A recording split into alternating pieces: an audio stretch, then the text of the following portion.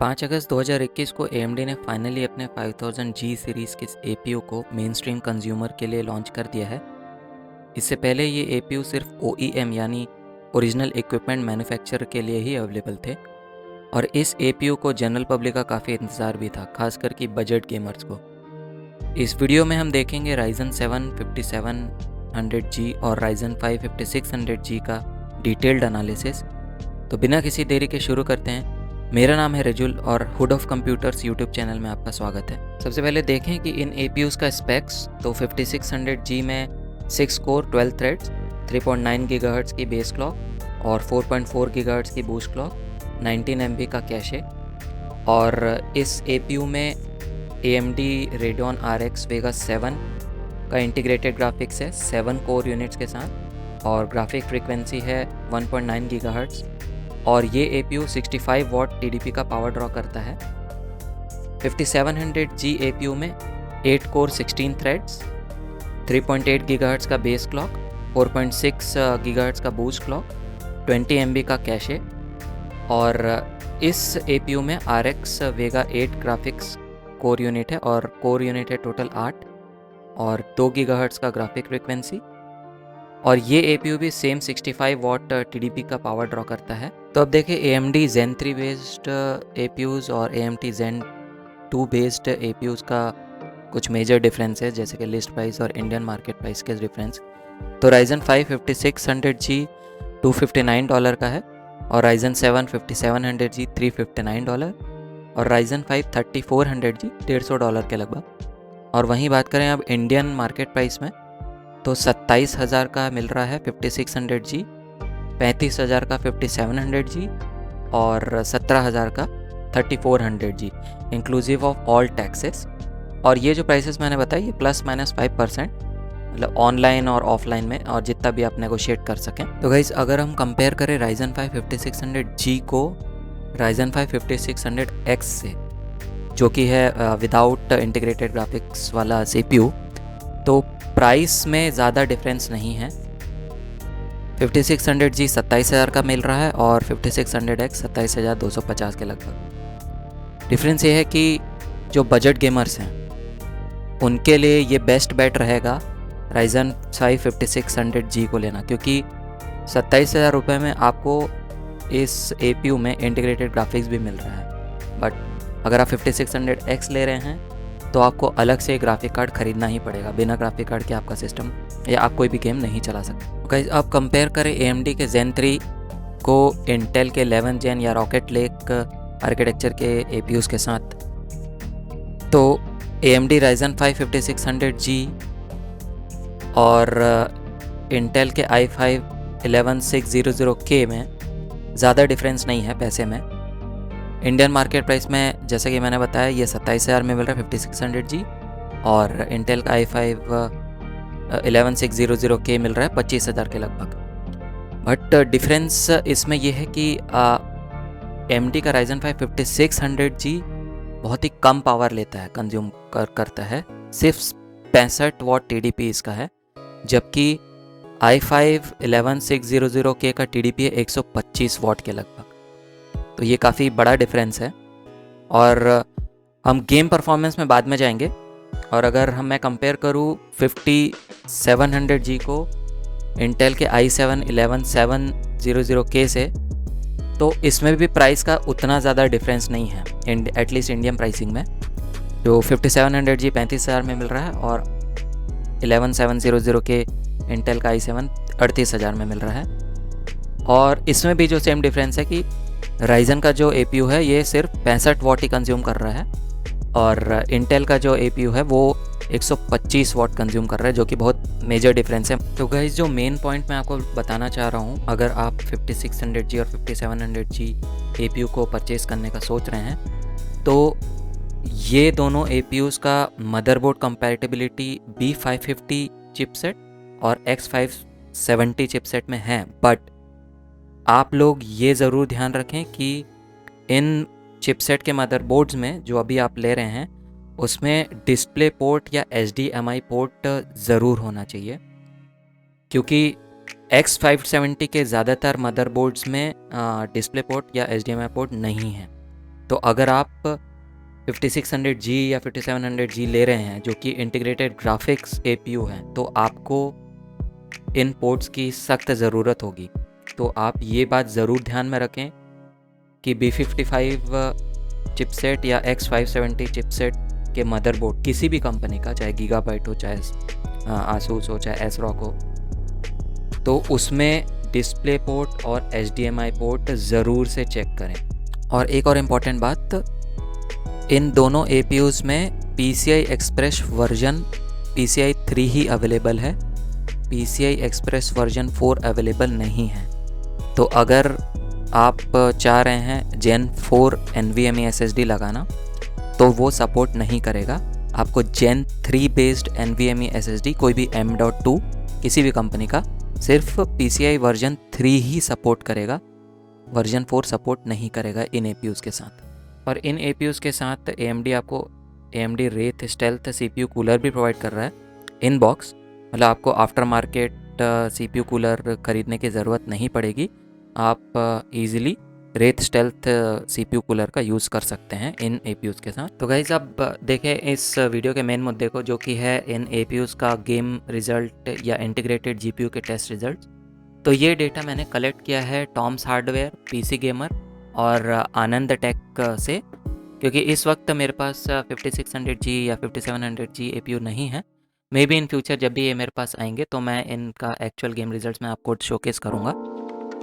तो अब ग्राफ को देखें ऊपर से। फार क्राई 5 720p रेजोल्यूशन में और नॉर्मल गेम सेटिंग्स में CPU को ओवरक्लॉक करने पे 67 FPS आ रहा है 5600G में, और 72 FPS आ रहा है 5700G में। और far cry 5 720p normal resolution without CPU को ओवरक्लॉक किए 5900 FPS आ रहा है 56G पे, और 61 FPS आ रहा है 5700G में। और वहीं फार क्राई 5 1080p नॉर्मल रेजोल्यूशन में ओवरक्लॉक CPU में 35 FPS के लगभग, और 38 FPS 5700G में। और अगर बिना CPU को ओवरक्लॉक किए फार क्राई 5 1080p रेजोल्यूशन में 31 FPS 5600G और 33 FPS 5700G।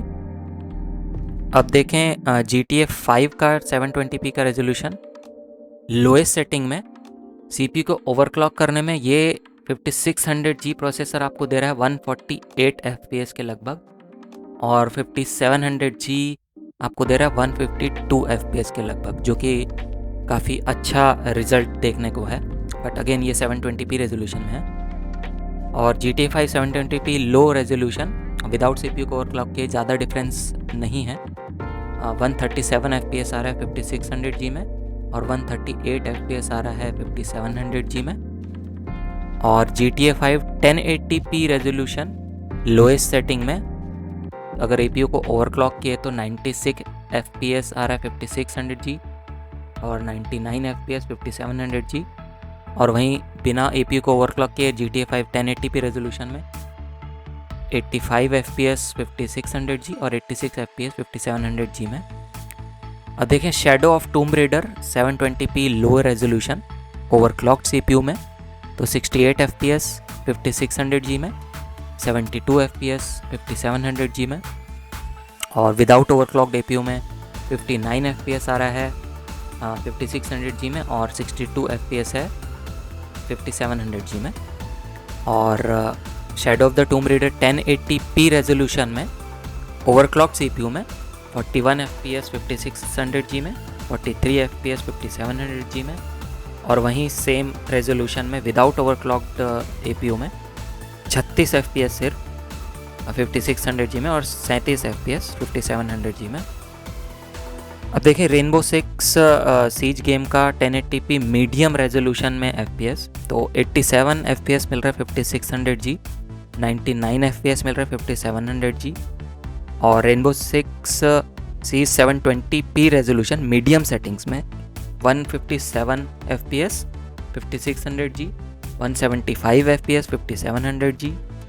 Rise of the Tomb Raider game को देखें 1080p लो रेजोल्यूशन या लोएस्ट सेटिंग पे तो 53 FPS 5600G में, और 55 FPS 5700G में।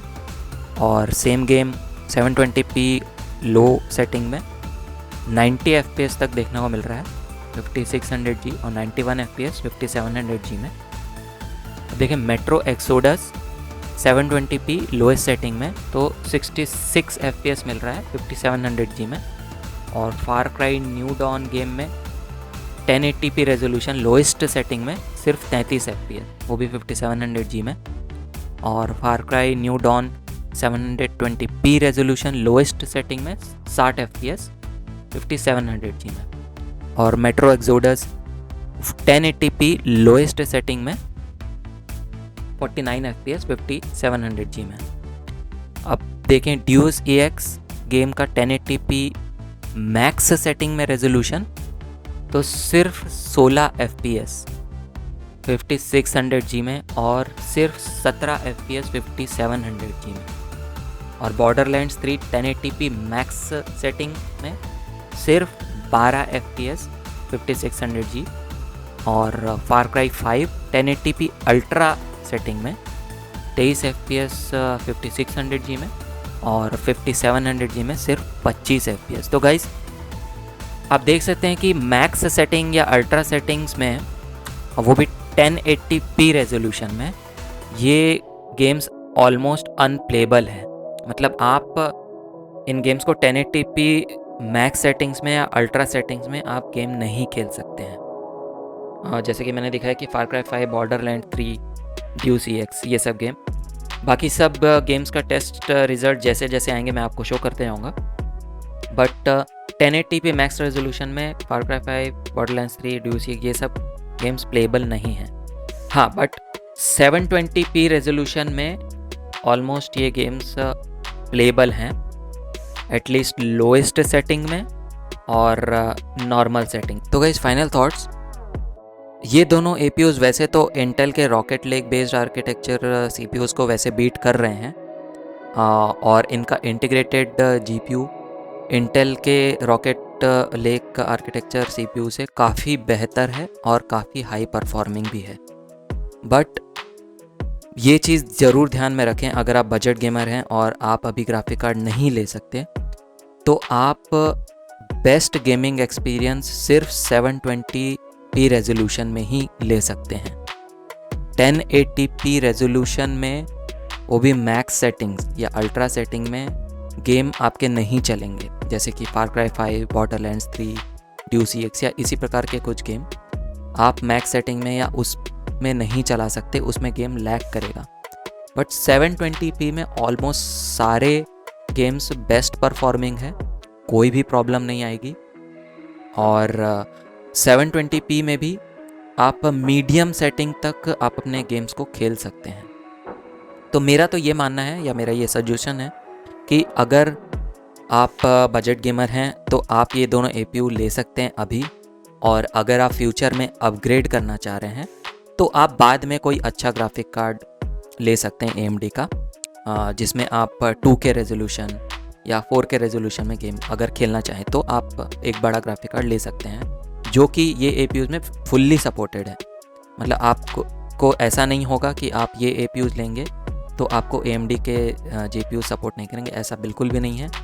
अगर आप बजट गेमर हैं और आप अगर अभी ग्राफिक कार्ड नहीं खरीद सकते तो आप ये दोनों APUs ले सकते हैं 720p गेमिंग के लिए बिना किसी इशू के, और बाद में आप ग्राफिक कार्ड खरीद सकते हैं। अगर आपको मेरा ये वीडियो पसंद आया होगा तो please like, comment and subscribe. अगर आपको ये वीडियो पसंद नहीं आया तो डिसलाइक बटन को 2 बार ज़रूर दबाएं।